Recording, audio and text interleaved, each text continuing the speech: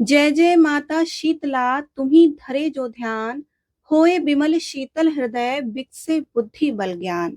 घटघटवासी शीतला शीतल प्रभा तुम्हार, शीतल छैया शीतल मैया पलनादार।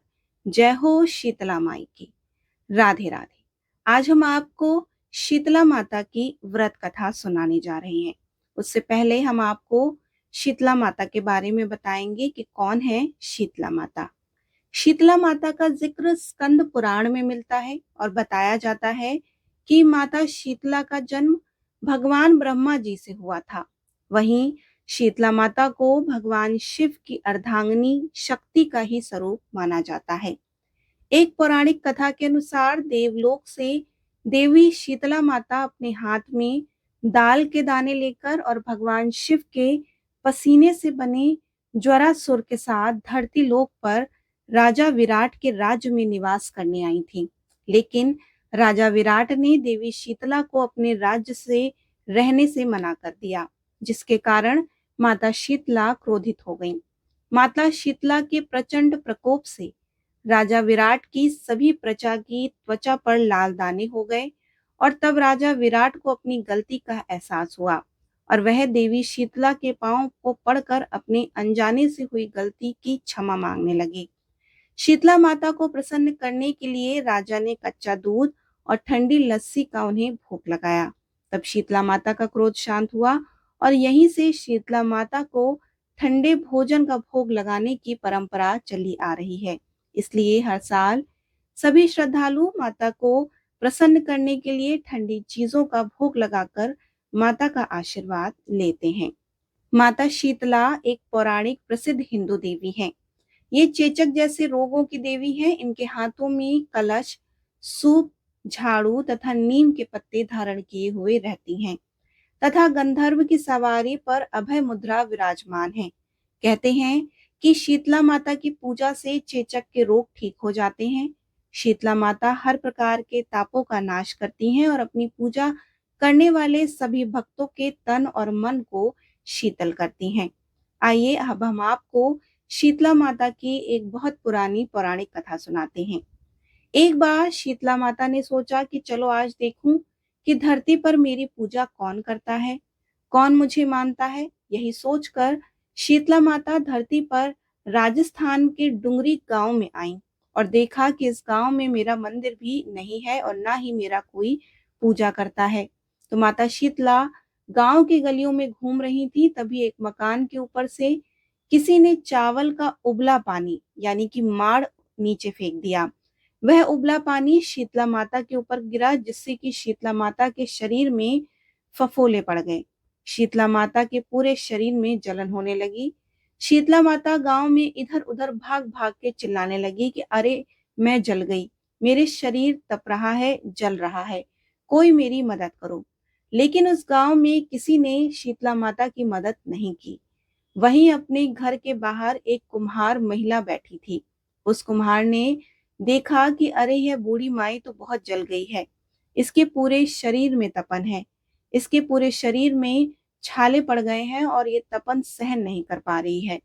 तब उस कुम्हारिन ने कहा कि माँ तू यहाँ आकर बैठ जा, मैं तेरे शरीर के ऊपर ठंडा पानी डालती हूँ। कुम्हारन ने उस बूढ़ी माई पर खूब ठंडा पानी डाला और बोली, माँ मेरे घर में रात की बनी हुई रबड़ी रखी है, थोड़ा दही भी है, तू दही रबड़ी खा ले। जब बूढ़ी माई ने ठंडी ज्वार के आटे की रबड़ी और दही खाए तो उसके शरीर को ठंडक मिली। तब उस कुम्हारन ने कहा कि आ माँ बैठ जा, तेरे सिर के बाल बिखरे हैं, ला मैं तेरी चोटी गूंथ देती हूँ। और कुम्हारन माई की चोटी गूंथने लगी। कंघी बालों में करती रही। अचानक कुम्हारन की नजर उस बूढ़ी माई के सिर के पीछे पड़ी तो कुम्हारन ने देखा कि एक आंख बालों के अंदर छुपी है। यह देखकर वह कुम्हारन डर के मारे घबरा कर भागने लगी। तभी उस बूढ़ी माई ने कहा कि रुक जा बेटी, तू डर मत, मैं कोई भूत प्रेत नहीं हूँ, मैं तो शीतला देवी हूँ। मैं तो इस धरती पर देखने आई थी कि मुझे कौन मानता है, कौन मेरी पूजा करता है। इतना कहे माता चार भुजा वाली हीरे जवाहरात और आभूषण पहने हुए, स्वर्ण मुकुट धारण किए हुए असली रूप में प्रकट हो गई। माता के दर्शन कर कुम्हारन सोचने लगी कि अब मैं गरीब इस माता को कहाँ बिठाऊं? तब माता बोली कि बेटी तू किस सोच में पड़ गई है। तब उस कुम्हारन ने हाथ जोड़कर आंखों में आंसू बहते हुए कहा कि माँ, घर में तो चारों तरफ दरिद्रता ही बिखरी हुई है, मैं आपको कहाँ बिठाऊं? मेरे घर में ना तो चौकी है, ना ही बैठने का कोई आसन। तब शीतला माता प्रसन्न होकर उस कुम्हारन के घर पर खड़े हुए गधे पर बैठकर एक हाथ में झाड़ू, दूसरे हाथ में डलिया लेकर उस कुम्हारन के घर की दरिद्रता को झाड़ कर डलिया में भर कर फेंक दिया। उस कुम्हारन से कहा कि बेटी, मैं तेरी सच्ची भक्ति से प्रसन्न हूँ, अब तुझे जो चाहिए मुझसे वरदान मांग ले। तब कुम्हारन ने हाथ जोड़कर कहा कि माता, मेरी यही इच्छा है कि अब आप इसी गांव में स्थापित हो, और जिस प्रकार आपने मेरे घर की दरिद्रता अपनी झाड़ू से साफ कर दी, ऐसी ही आप जो भी होली के बाद सप्तमी या अष्टमी को भक्ति भाव से आपकी पूजा करे, आपको ठंडा जल, दही और बासी ठंडा भोजन चढ़ाए, उसके घर की दरिद्रता को साफ करना और आपकी पूजा करने वाली नारी जाति का अखंड सौभाग्य रखना, उसकी गोद हमेशा भरी रखना, और साथ ही जो पुरुष शीतला सप्तमी पर नाई के यहाँ बाल ना कटवाए, धोबी को कपड़े धुलने ना दे, पुरुष भी आप पर ठंडा जल चढ़ाकर, नारियल फूल चढ़ाकर परिवार सहित ठंडा बासी भोजन करे, उसके काम धंधे व्यापार में कभी दरिद्रता ना आए। तब माता बोली, तथास्तु। बेटी, जो तूने वरदान मांगे हैं मैं सब तुझे देती हूँ। मैं बेटी तुझे आशीर्वाद देती हूँ कि मेरी पूजा का मुख्य अधिकार इस धरती पर सिर्फ कुम्हार जाति का ही होगा। तभी उसी दिन से डुंगरी गांव में शीतला माता स्थापित हो गई और उस गांव का नाम हो गया शील की डुंगरी।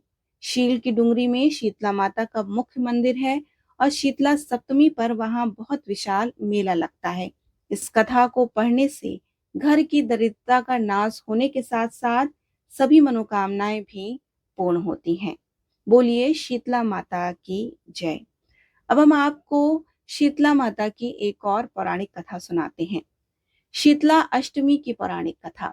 एक दिन बूढ़ी औरत और उसकी दो बहुओं ने शीतला माता का व्रत रखा। अष्टमी के दिन बासी चावल माता शीतला को चढ़ाने व खाने का रिवाज है, लेकिन दोनों बहुओं ने बासी खाने से बीमार हो जाने का समझकर सुबह गरम गरम खाना बना लिया। सास को जब पता चला तो दोनों बहुओं को खूब खरी खोटी सुनाई।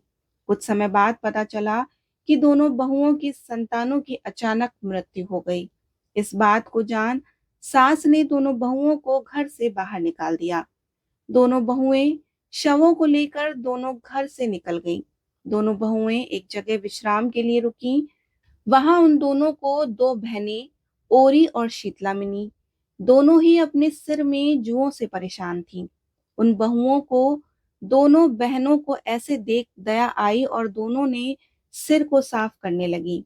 कुछ देर बाद दोनों बहनों को आराम मिला और शीतला और ओरी ने बहुओं को आशीर्वाद देते हुए कहा कि तुम्हारी गोद हरी हो जाए। इस बात को सुनकर दोनों बुरी तरह रोने लगी और उन्होंने महिला को अपने बच्चों का शव दिखाए।